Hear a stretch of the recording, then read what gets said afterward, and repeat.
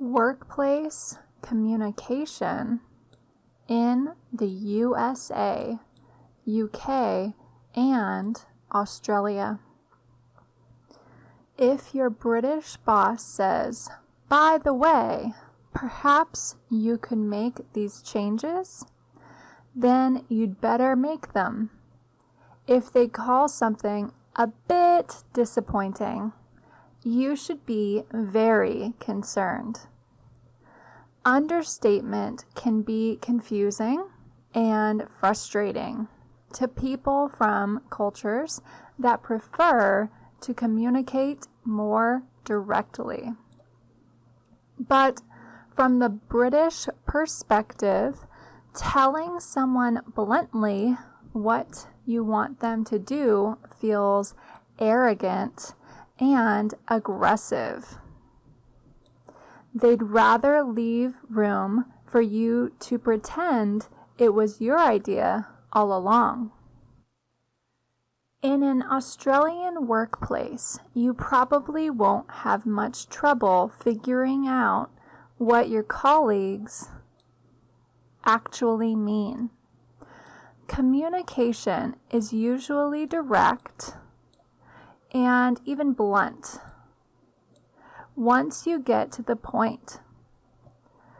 Australians are often uncomfortable with overt displays of authority and have their own ways of avoiding the possibility of being seen as too pushy.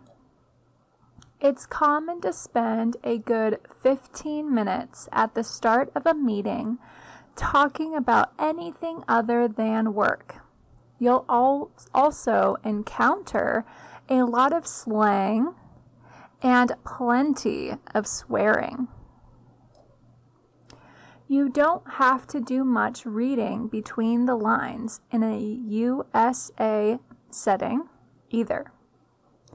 Direct questions and literal statements are the norm, and there's no lingering on other topics before getting down to business. But if something goes wrong, Americans are less likely to be blunt about it. They'll explain the problem, but they'll try to wrap it in positives too.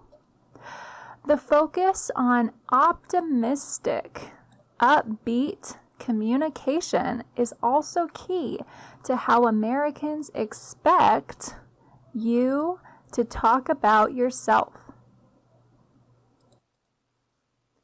Despite their other differences, both Britons and Australians are uneasy about self-promotion.